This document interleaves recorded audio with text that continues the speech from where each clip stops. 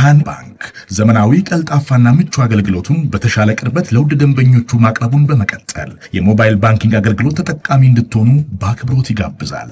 በዚህ አገልግሎትም ደንበኞች የሞባይል ስልካቸውን ብቻ በመጠቀም የሂሳብ እንቅስቃሴያቸውን ማወቅ፣ አጭር የሂሳብ መግለጫ መጠየቅ፣ የቼክ ደብተር ማዘዝ፣ የቼክ ክፍያ መረጃ መከታተል፣ የውጭ ምንዛሬ ተመን ማወቅ፣ ከአንዱ ሂሳብ ወደ ሌላ ሂሳብ ገንዘብ ማስተላለፍ፣ ቋሚ ክፍያ ትዕዛዝ መስጠት፣ የብድር ክፍያዎችን መፈጸም ይችላሉ። በዚህ አጋጣሚም የብርሃን ካርዶን በመጠቀም በሽያጭ ማዕከል ማሽን ፖስ ለግብይቶ ክፍያውን መፈጸም እንደሚችሉ ብርሃን ሲያበስራችሁ በታላቅ ደስታ ነው። በጊዜና በቦታ ያልተገደበ ምቾትና ዘመናዊነትን ያነገበ አገልግሎት ተጠቃሚ ስናደርገው ደስ ይለናል። ብርሃን ባንክ፣ እንደ ስማችን ብርሃን ነው ስራችን። ወደ ሌላኛው ደግሞ ጉዳያችን ነፍና የኢታን ንዋኔሪን ጉዳይ እንመልከት። አርሰናል በውሰት ይህንን ተጫዋች ሰጥቶታል። በእርግጥ የሚገባ ይመስለኛል፣ ምክንያቱም የመጨረሻ ደቂቃዎችን በአርሰናል እያገኘ አይደለምና እንመልከተው። ይህንን ጉዳይ ትልቅ አቅም የሆነ ተጫዋች ነው። አዎ ልክ ነው። የአርሰናል ትላንትና ለማርሴይ ይህንን ተጫዋች በውሰት የመስጠቱ ነገር ተረጋግጧል። በጣም ቁልፍ ውሳኔ ነው ለዚህ ተጫዋች የእግር ኳስ ሕይወት። በፈረንሳይ ሁለት ከፍተኛ ትኩረት የሳቡ ወጣት ተጫዋቾች አሉ። አንደኛው ኤንድሪክ ነው፣ ወደ ሊዮን ከሄደ በኋላ ና አጀማመሩ በጣም ጥሩ ነው። በብራዚል ከፍተኛ ትኩረት አግኝቷል። አሁን የእንግሊዝ ብዙሀን መገናኛዎችም የበለጠ ደግሞ በአንድ እንግሊዛዊ ተጫዋቻቸው ምክንያት የፈረንሳይ ሊግ የማርሴን ሁኔታ የተጫዋቹንም ዴቨሎፕመንት እንዲከታተሉ የሚያስገድድ ዝውውር ነው። ሜሰን ግሪንውድ እዛ ያለ ግን በእንግሊዝ ብላክ ሊስት ተደርጓል። ለእንግሊዝ ብሔራዊ መቼም ይጫወታል ተብሎ አይገመትም። እሱ ተስፋ ባይቆርጥም ይጫወታል የሚል ኤክስፔክቴሽን የለም። በጣም ጥሩ ነው በፈረንሳይ የእግር ኳስ ሕይወቱ እድገቱ ሁሉ። ግን እንደምታውቂው ነው በእንግሊዝ ሀገር ያለው የጸረ ሜሰን ግሪንውድ ሴንቲሜንት። ኢታን ንዋኔሪ ከዚህ በፊት ሳሊባ፣ ዊሊያም ሳሊባ፣ ማቴዎ ገንዶዚ፣ ኑኖ ታቫሬሽ አይነት ተጫዋቾችን አርሰናል ለማርሴይ በቅርብ ጊዜ በውሰት ሰጥቶ ነበር። በሁሉም አትርፏል። ዊሊያም ሳሊባ በአርቴታ የአሰልጣኝነት የመጀመሪያዎቹ ዓመታት በፕሪሚየር ሊግም በዩሮፓ ሊግም ስብስብ ውስጥ ከ25 ተጫዋቾች መካከል የማይካተት ተጫዋች ነበር። ለግማሽ ሲዝን ያልተጫወተ ተጫዋች ነበር። መጀመሪያ በእርግጥ ወደ ኒስ ነው ሄደው፣ ግን በጣም የጎለበተው አመቱ ሲጠናቀቅም የፈረንሳይ ሊግ የአመቱ ኮከብ ተጫዋች ተብሎ የተመረጠው የአመቱ የፈረንሳይ ወጣት ኮከብ ተጫዋች ተብሎ የተመረጠውም እና ለፈረንሳይ ብሔራዊ ቡድንም ለመጀመሪያ ጊዜ የተጠራው ከአርሰናል ወደ ማርሴይ በውሰት ተሰጥቶ እዛም አንድ በጣም የተዋጣለት የውድድር ዘመን ባሳለፈ ጊዜ ነው። ከዛ ወደ አርሰናል ተመለሰ። ከዛ አንድ ጊዜም ከአርሰናል የዋናው ቡድን እቅድ ውጭ ሆኖ አያውቅም። አሁን ከዓለም ምርጥ ተከላካዮች መካከል እንደ አንዱ የሚቆጠር ነው። ግን ያጎለበተው ማርሴይ ነው። ምን ብለዋል ሚኬል አርቴታ ከኢንተር ጨዋታ በኋላ ስለ ዋኔሪ ሲጠየቅ ገና አልወሰንም፣ ግን ብዙ የመሰለፍ እድል እያገኘ ስላልሆነ እና ልዩ ተሰጥኦ ስለሆነ መጫወት ስለሚገባው መሄድ ያለበታልና ግን ወደ ዲማንዲንግ አትሞስፌር ነው መሄድ ያለበታል።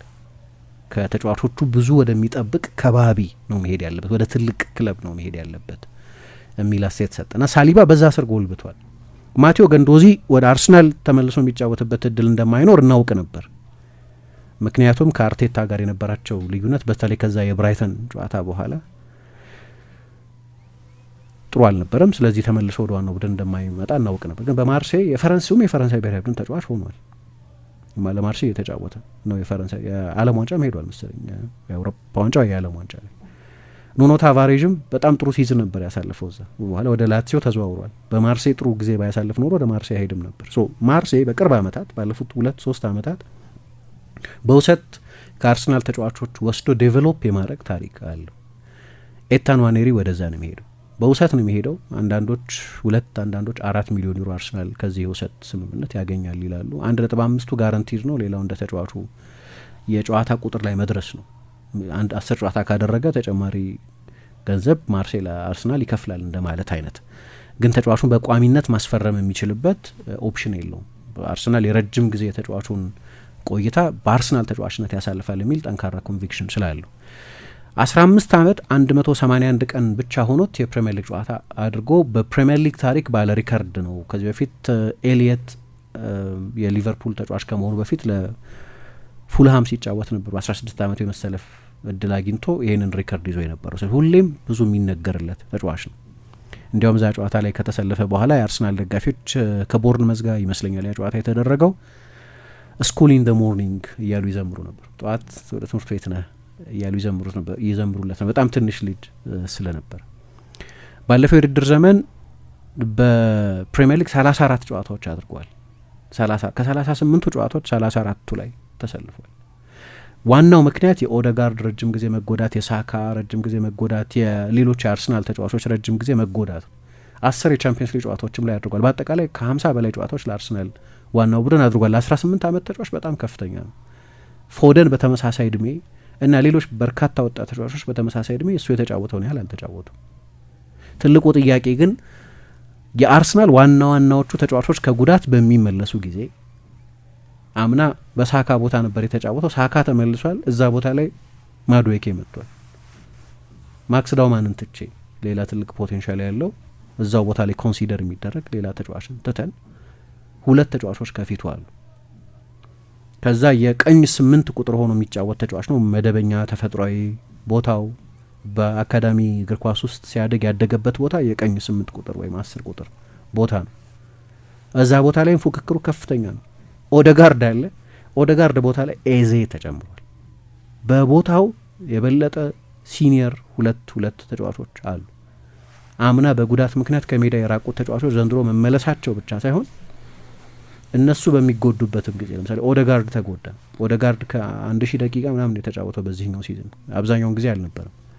ግን ኤዜ ነው እዛ ቦታ ላይ ይጫወት የነበር የበለጠ ስታቢሊሽድ የሆነ ለአሁን ማሸነፍ ተብሎ የፈረመ ተጫዋች አለ። በዚህ ውድድር ዘመን ለዚህ ነው የተጠበቀውን ያህል ብዙ እየተጫወተ ያልነበረው፣ ግን ትልቅ ፖቴንሻል። ዳን ሚኪ የሚባሉ በዋኔሪ አርሰናል አካዳሚ ውስጥ በነበረበት ጊዜ የአካዳሚ አሰልጣኝ የነበሩ ሰው ከአንድ የስካይ ስፖርትስ ጋር በነበራቸው ቃለ ምልልስ ላይ ሲናገሩ ከፎደን ጋር ሰርቻ ያለው፣ ከሳንቾ ጋር ሰርቻ ያለው፣ ከፓልመር ጋር ሰርቻ ያለው፣ ኤታን ኢዝ ኢን ዘ ሴም ሊግ ከእነሱ ጋር በተመሳሳይ ጥራት ላይ ያለ ቴክኒካዊ ችሎታ ያለው ተጫዋች ነው፣ ፒውር ታለንት ነው የሚል አስተያየት ሰጥተው ነበር። ሪካርዶ ካላፊዮሪም ስለዚህ ተጫዋች ብዙ ትሰማላችሁ ብሎ ነበር። አምና ብዙ የሚደነቅ ተጫዋች ነው። በነገራችን ላይ አምና ከሱ የበለጠ ጎል ያስቆጠሩት 4 የአርሰናል ተጫዋቾች ብቻ ናቸው። 10 ጎል አስቆጥሯል ባለፈው ሲዝን። በዚህ ሲዝን እስካሁን ድረስ 10 ጎል ላይ የደረሰ የአርሰናል ተጫዋች የለም በጎል ብቻ። ገና ነው። በእርግጥ ዮኬሬስ አንዳንድ ተጫዋቾች ቅርብ ናቸው እዛ ቦታ ላይ ለመድረስ፣ ግን 10 ጎል ያስቆጠረ ተጫዋች የለም። አሁን 17 ዓመቱ ብቻ ለነበረ ተጫዋች 10 ጎል ላይ በአንድ ሲዝን መድረስ። ከዛ ደግሞ ትሬድማርክ ጎሎች አሉ፣ የዋኔሪ ጎሎች የምንላቸው እያጠበበ መጥቶ በቀኙ ከርል አድርጎ ሲቲ ላይ ያስቆጠረው፣ ሌሎች ጨዋታዎች ላይ ያስቆጠራቸው ጎሎች ነበሩ እና በዚህ የውድድር ዘመን 6 የፕሪሚየር ሊግ ጨዋታ ላይ ብቻ ነው የተሳተፈው። 3 የቻምፒየንስ ሊግ ጨዋታ ላይ ብቻ ነው የተሳተፈው። 12 ጨዋታ ብቻ ላይ ነው የተሰለፈው። ሌሎች የካፕ ውድድሮችን ጨምሮ 515 ደቂቃ ብቻ ነው የተጫወተው። አምና ከ2500 ደቂቃ ያላነሰ ነበር የተሰለፈው። ምክንያቱም እሱ ቦታ ላይ ብዙ ተጫዋቾች አሉ። ለዚህ ነው አርቴታ የሚገባውን ደቂቃ ማግኘት አለበት። የሚገባውን ደቂቃ አላገኝም። እኛ ጋር ዊ ሃቭ ኢመንስ ታለንት ኢን አወር ሃንድ፣ በእጃችን ላይ የተለየ ተሰጥኦ ነው ያለው። ስለዚህ መንከባከብ አለብን። በውሰት ስንሰጠውም ለማን የምንሰጠው የሚለው በጣም ወሳኝ ነው ብሏል። አንደኛው ትልቁ ምክንያት የሆነው የሮቤርቶ ዲዘርቢ የማርሴይ አሰልጣኝ መሆኑ፣ ጠቅላላ የቡድኑ ታክቲካል ፕሮፋይል ከአርሰናል ጋር ይመሳሰላል። ግን እሱ ብቻ ሳይሆን አሰልጣኙ ወጣት ተጫዋቾችን የማጎልበት ትራክ ሬከርዱ በጣም የሚደነቅ፣ ብዙ ተጫዋቾችን አሻሽሏል። በብራይተን ካይሴዶ የ115 ሚሊዮን ፓውንድ ተጫዋች የሆኑትን ማካሊስተር የዓለም ሻምፒዮን የሆኑት ለጥቂት ጊዜ ከትሮሳር ጋር ሰርቷል። ግን ሌሎች ብዙ ተጫዋቾችንም ያጎልበተ በጣም የተዋጣለት አሰልጣኝ ነው። በሳሶሎ በነበረበት ጊዜ ታስታውሽ እንደሆነ የጣሊያን የ2021 የአውሮፓ ዋንጫ አሸናፊ ቡድን ውስጥ የነበሩ አንዳንድ ተጫዋቾች ዶሚኒኮ ቤራርዲ፣ ማኑኤሌ ሉካቴሊ አይነት ተጫዋቾችን የሚያጎለበተ አሰልጣኝ ነው። ኬቨን ፕሪንስ ቦቴንግን ወደ ባርሴሎና እንዲዘዋወር አይን ውስጥ እንዲገባ ያደረገ ወጣት ተጫዋች አልነበረም ኬቨን ፕሪንስ ቦቴንግ። ግን ራሱም እንደሚናገረው የእግር ኳስ ሕይወቱን ምርጡን ጊዜ ያሳለፈው ከሮቤርቶ ዲዘርቢ ጋር ነው። እንዲህ አይነት በጣም ድንቅ አሰልጣኝ ነው። የሆነ ጊዜ ደግሞ እንደ ሚሃይሎ ሙድሪክ አይነቱ ተጫዋች አርሰናልና ቼልሲ እንዲፎካከሩበት ያደረገ በሻክታር ዶኔትስክ ለጥቂት ጊዜ ያሰልጥኖታል። ቶሎ ተጫዋች የማሻሻል ታሪክ ያለው አሰልጣኝ ነው። ይህንን ሁሉ በማየት የእግር ኳስ ሕይወቱን ሪላውንች ለማድረግ የሚያስችል አሰልጣኝ ጋር ነው የሚሄደው የሚል እምነት ያለ ይመስላል። በነገራችን ላይ ለማን ነው አንድን ተጫዋች በውሰት የምትሰጪው የሚለው ነጥብ በጣም ወሳኝ ነጥብ። አርሰናል እና አርሰን ቬንገር አንድ ጊዜ አንድ ተጫዋች ለቶኒ ፑሊስ ሰጥተው ነበር። አሁን ይህን ልረዳው አልችልም። አርሰናልና ዌስት ብሮሚች አልቢዮን ፍጹም ፖላር ኦፖዚትስ ናቸው በሚጫወቱት የእግር ኳስ አይነት። ቬንገር ራሳቸው የቶኒ ፖሊስን ቡድን ስቶክ ሲቲን ያሰለጥኑ ነበር። የራግቢ ቡድን ነው የሚል አስተያየት ሰጥተው ነበር። የእግር ኳስ ቡድን አይደለም የራግቢ ቡድን አይነት። ምክንያቱም በቃ በእጅ ፎሪ በምን በጥለዛ ነበር የሚጫወተው። ራሳቸው ዌስት ብሮሚች አልቢዮንን በሚያሰለጥኑት ቶኒ ፖሊስ ቀድሞ ይሰለጥን የነበረውን ስቶክን እንደዚህ አይነት ብየና በይነውት ነበር። በኋላ አሁን ለባየር ሚኒክ የሚጫወተው ሰርጅ ግናብሪ የአርሰናል ተጫዋች ነበር ያን ጊዜ። በውሰት ለዌስት ብሮሚች አልቢዮን ነው የሰጡት። ልክ ነው የፕሪሚየር ሊግ ቡድን ነው። ስለዚህ የፕሪሚየር ሊግን ፊዚካሊቲ ለምዶ እንዲመጣ ሊሆን ይችላል። ግን ትልቅ የስታይል ልዩነት አለ በዌስት ብሮምና በአርሰናል መካከል። እዛ ሄደ ምንም አልጎለበትም ተጫዋች። ለምሳሌ ጃክ ዊልሸርን ለኤዲ ሃው ቦርንመስ ሰጥተውት ነበር ወይ ለአንድ የበለጠ ስታይሊሽ አሰልጣኝ ነበሩ ቦልተን ውስጥ የነበሩ ሳም አለርዳይ ሳይሆኑ ስማቸው ጠፋኝ፣ ግን ለሳቸውን ቡድን በውሰት ሰጥተውት ነው። የበለጠ ፓሲንግ ቡድኖች ናቸው። እዛ ተሻሽሎ ነው የመጣው። ጃክ ዊልሸር ሲመጣ የአርሰናል ዋናው ቡድን ተጫዋች ሆነ። ወይ ደግሞ ለሳሊባን ለሆርሄ ሳምፓውሊ ማርሴይ መስጠት።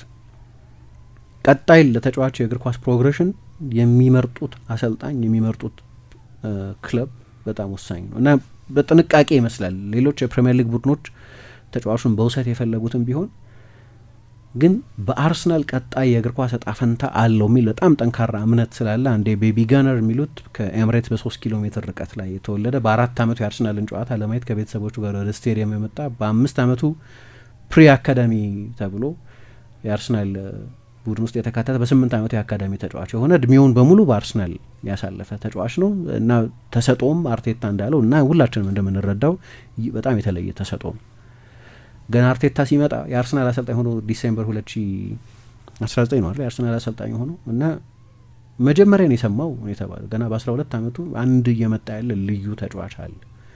ስንት ዓመቱ? 12 ዓመቱ። ከ3 ዓመት በኋላ ነው 2022 በ15 ዓመቱ የመሰለፍ እድል የሰጠው። በዛ 3 ዓመት ሲጎለብት ቆየ። ባለፈው ዓመት ብዙ ተጫወተ፣ 12 የጎል ኮንትሪቢሽን ነበረው። ዘንድሮ ግን እሱም ማይልስ ሉዊስ ስኬሊም ብዙ እየተሰለፉ አይደለም።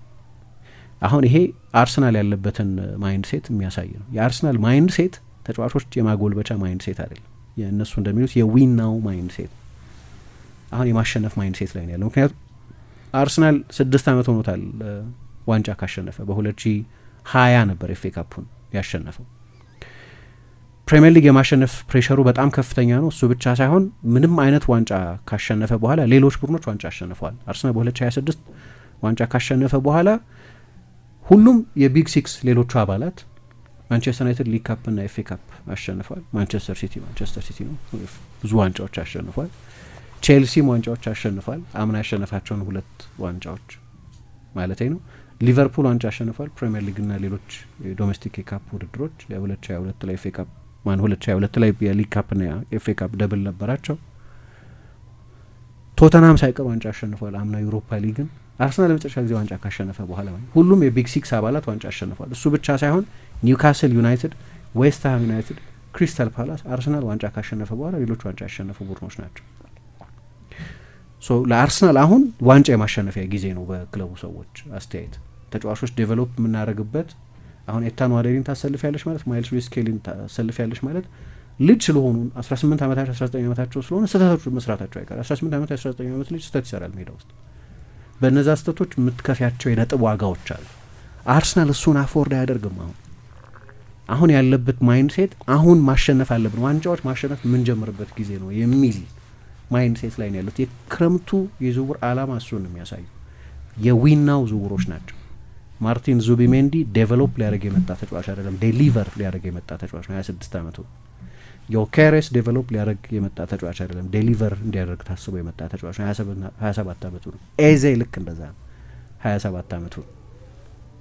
እነዚህ ሁሉ ተጫዋቾች በቡድን ውስጥ የተካተቱት ተጫዋቾች የ19 የ20 የ21 ዓመት ተጫዋቾች አይደሉም፣ ዴቨሎፕ እንዲያደርጉ የመጡ ተጫዋቾች። አሁን አርሰናልን የመጨረሻውን እርምጃ የሚያራምዱ እንዲራመድ የሚያግዙ ተጫዋቾች በሚል የመጡ ተጫዋቾች ናቸው። ይሄ ሲሆን ቶሎ ሰፈር የሚያደርጉት የአካዳሚ 18 19 ዓመት ቡድን ውስጥ ቦታቸውን ኢስታብሊሽ ያላደረጉ ተጫዋቾች ናቸው። አሁን ምንም ዝውውር ለምሳሌ ሳካን ኢምፓክት ያደረገው የቡድኑ ስታር ነው። የአዲስ ኮንትራት መፈረሙ ጉዳይ ትልቅ ኒውስ ነበር ሰሞኑ። በቃ የአርሰናል ስታር ነው። ማዱዌኬ ሲመጣ ለእሱ ቤንችነት ነው የሚባለው እንጂ የእሱን ቦታ ለመቀማት አይባልም። ኤስታብሊሽ አድርጓል። እሱም ይሄ ሊንድ ውጤት ነው፣ ግን እንደነሱ ገና እየጀመረ ያለ ተጫዋች አይደለም። ደግነቱ እሱ በምን ተጠቀመ መሰለኝ?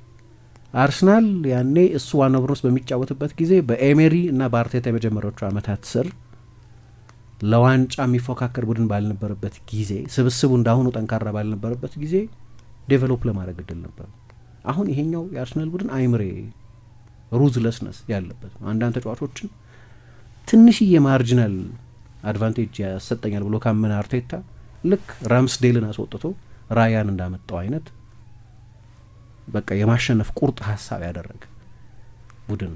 አሁን ለዚህ ነው የአርሰናል ደጋፊዎች ባይሄድ የሚሉ ደጋፊዎች ነበሩ። ኤታን ንዋኔሪ እንደማይሰለፍ ያውቃሉ፣ ግን የዊኒንግ ኢንቫይሮንመንት ውስጥ ቢቆይ ጥሩ ነበር፣ የፕሪሚየር ሊግ ሜዳሊያ ቢኖረው ጥሩ ነበር፣ ያ የበለጠ ይጠቅማል። አንዳንድ ክለቦች ውስጥ በውሰት ከመሄድ ከአርሰናል ኤሊት ተጫዋቾች ጋር በየ3 ቀኑ ልምምድ መስራት ይሻላል የሚሉ አሉ።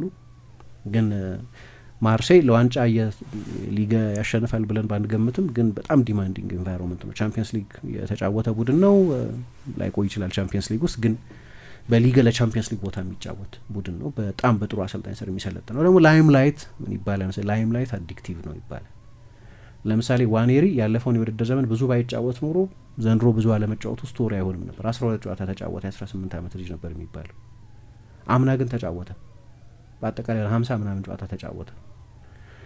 ስለምጃለሽ ያንን ፎከስ ያንን ላይም ላይት እና አሁን 1 ደቂቃ ቢሰለፍ 18 ዓመቱ አንድ ልጅ 5 ደቂቃ ሲቀረው ተቀይሮ ቢገባ እንደ በምስጋና ነው የሚቀበለው። ያን ግን 2500 ደቂቃ የተጫወተች ተጫዋች ስትሆኚ በሲዝኑ አጋማሽ 500 ደቂቃ ብቻ መጫወት አይበቃሽም። ላይም ላይት አዲክቲቭ ነው ይባላል።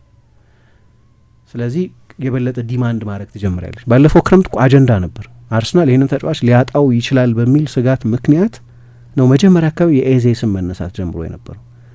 የ1 ዓመት ኮንትራት ነበር የቀረው። ኮንትራት የማያራዝም ከሆነ አርሰናል ሊሸጠው ወስኖ ነበር የመጨረሻ አመቱ ላይ ስለነበር እና ሲቲ፣ ቼልሲ እንዲያውም የማድዌኬ ድርድር አካል ሊያደርገው ፈልጎ ነበር። በኋላ አርሰናል አዲስ ውል አስፈረመው። ተጫዋቹ የ5 ዓመት ኮንትራት ፈረመ፣ ማድዌኬንም አስፈረመ። በሀቨርትዝ መጎዳት ምክንያት ደግሞ ኤዜ መጣ እና ክረምት ላይ በነበረው ዴቨሎፕመንት ከጉዳት በተመለሱት ተጫዋቾችም ግን በአርሰናል በዚህ አመት ባለ ማይንድ ሴት ምክንያትም ተጫዋቹ ብዙ የመሰለፍ እድል እያገኘ አይደለም እና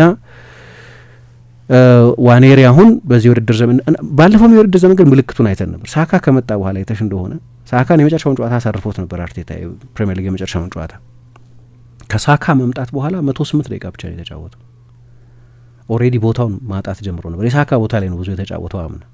የኦደጋርድ ቦታ ላይ ኦደጋርድ 6 ሳምንት ነው የተጎዳው። ከዛ በኋላ ተመልሷል። አሁን ግን የሳካ ቦታ ላይ 2 ተጫዋቾች አሉ፣ ሳካና ማዱዌኬ። የኦደጋርድ ቦታ ላይ 2 ተጫዋቾች አሉ። ሜሪኖን ሳልቆጥር ወይ ሌላ እዛ ቦታ ላይ መጫወት የሚችል ተጫዋችን ሳልቆጥር ማለት ነው። እንደው እሱን በኢንቨርት በሚያደርግ 8 ቁጥርነት ብቻ ቆጥሬው እንጂ ሊ ካርስሌ የሚባለው ለጊዜው እንግሊዝ ብሔራዊ ቡድን አሰልጥኖ የነበረው እንግሊዝ ከ21 ዓመት በታች ቡድን በስትሬት ላይን የሚጫወት 8 ቁጥር አድርጎ ነበር የተጠቀመበት በግራ በኩል። አሁን ራይስ፣ ሜሪኖ፣ ኤዜም የሚጫወቱበት ቦታ ላይ ነበር የተጫወተው እና ወደ ማርሴይ ሄዷል። እኔ በጣም ጥሩ ዜና ነው የሚመስለኝ። ማርሴይ በቅርብ ጊዜ ተጫዋቾች የማሻሻል ታሪክ ያለው ነው። በውሰት ከአርሰናል የወሰዳቸውን ተጫዋቾች ዲዘርቢም ልክ እንደዚሁ ለሁሉም ወገን የሚጠቅም ዝውውር ሊሆን ይችላል፣ ለአርሰናልም፣ ለዋኔሪም፣ ለማርሴይም። አድማጮቻችን ለዛሬ የነበረን ቆይታ ይህንን ይመስል ነበር። ሌሎች ፕሮግራሞች ከአራዳ ኤፍ ኤም 95.1 ወደ እናንተ መድረሳቸውን ይቀጥላሉ። መልካም ጊዜ ይሆንላችሁ። ብርሃን ባንክ ዘመናዊ ቀልጣፋና ምቹ አገልግሎቱን በተሻለ ቅርበት ለውድ ደንበኞቹ ማቅረቡን በመቀጠል የሞባይል ባንኪንግ አገልግሎት ተጠቃሚ እንድትሆኑ በአክብሮት ይጋብዛል። በዚህ አገልግሎትም ደንበኞች የሞባይል ስልካቸውን ብቻ በመጠቀም የሂሳብ እንቅስቃሴያቸውን ማወቅ፣ አጭር የሂሳብ መግለጫ መጠየቅ፣ የቼክ ደብተር ማዘዝ፣ የቼክ ክፍያ መረጃ መከታተል፣ የውጭ ምንዛሬ ተመን ማወቅ፣ ከአንዱ ሂሳብ ወደ ሌላ ሂሳብ ገንዘብ ማስተላለፍ፣ ቋሚ ክፍያ ትእዛዝ መስጠት፣ የብድር ክፍያዎችን መፈጸም ይችላሉ። በዚህ አጋጣሚም የብርሃን ካርዶን በመጠቀም በሽያጭ ማዕከል ማሽን ፖስ ለግብይቶ ክፍያውን መፈጸም እንደሚችሉ ብርሃን ሲያበስራችሁ በታላቅ ደስታ ነው። በጊዜና በቦታ ያልተገደበ ምቾትና ዘመናዊነትን ያነገበ አገልግሎት ተጠቃሚ ስናደርገው ደስ ይለናል። ብርሃን ባንክ እንደ ስማችን ብርሃን ነው ስራችን።